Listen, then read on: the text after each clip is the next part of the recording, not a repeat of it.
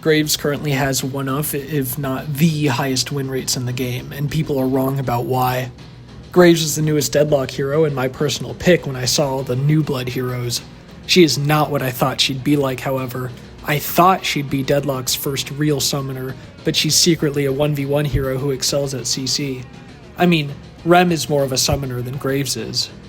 The Teacher is Graves' gun, and it is officially the most unique gun in the game so far. Just like Rem's gun, the Teacher inexplicably has the burst fire tag, despite not being burst fire. Its base DPS sits at 41, which is worse than Lash, Shiv, and Dynamo, and has an effective range of 18 meters. She literally cannot deal gun damage beyond that.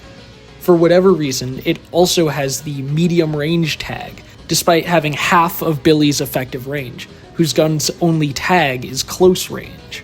I swear whoever is in charge of this at Valve is smoking some funny stuff.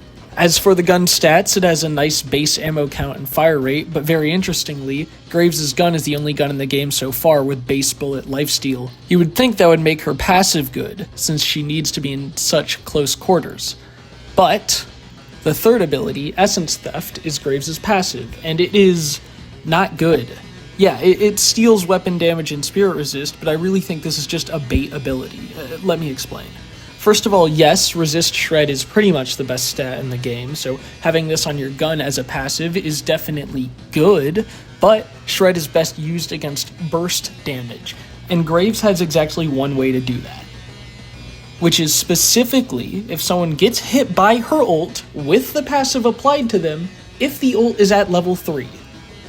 The weapon damage steal is nice, but Graves' gun is so close range that the enemy will always be able to trade you back, and Graves' DPS is just not good enough to compete with anyone you'd actually want to trade with, such as Hayes, Warden, or Billy.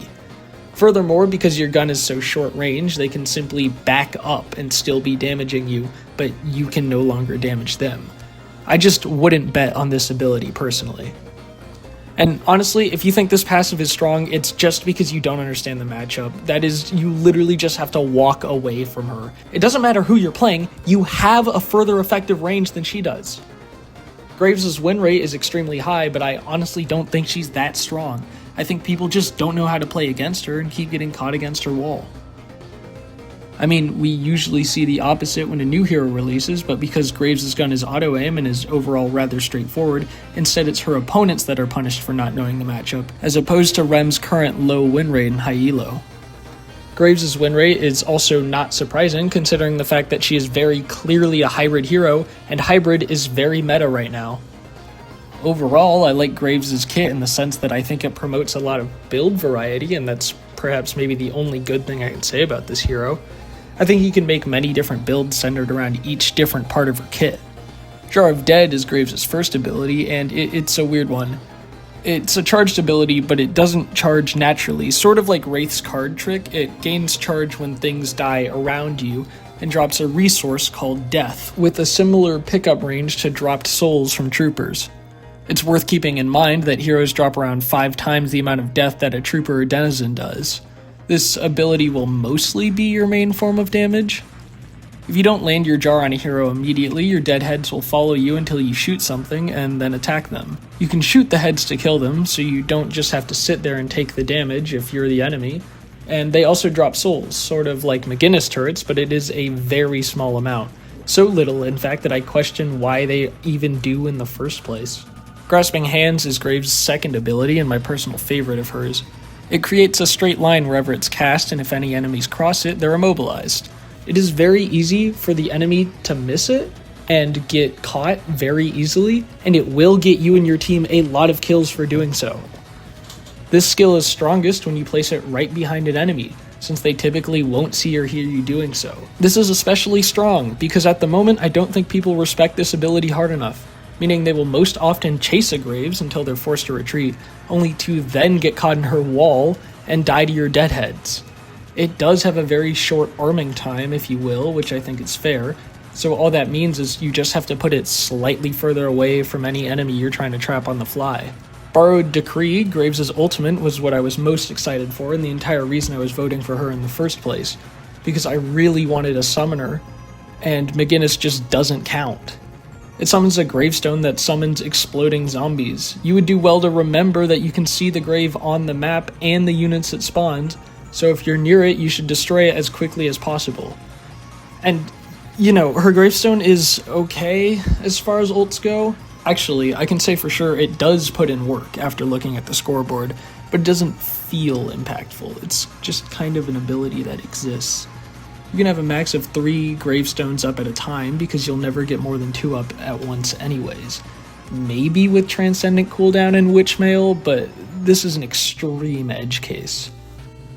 These zombies don't really feel powerful whatsoever. They don't really contest objectives, they don't feel like a threat to enemies, and they don't last long enough to pose a threat if placed too far from any buildings. They're just boring, which is problematic because it's her ultimate ability. It should feel ultimate. Items on this hero that I like are definitely Split Shot. This item is by far best put to use on Graves. It's actually just a better version of her level 3 passive, but for only 1600 souls. It allows you to take camps and waves extremely quick and helps toward your orange spike. Yes, it only lasts for a base 5 seconds, but it really doesn't matter. Most living things either die or leave your effective range by that time anyway. Swift Striker and Recharging Rush are also both great for your orange spike in lane, because it's difficult to gather enough death to really use your jar in lane without it, which is why I rush these 3 items first. These obviously aren't late game, so they're practically free flex slots later on as well, once they've served their purpose. A lot of people build Rapid Recharge on this hero, and I think this is a bait item. You have 4 base charges, why on God's earth do you need 2 more?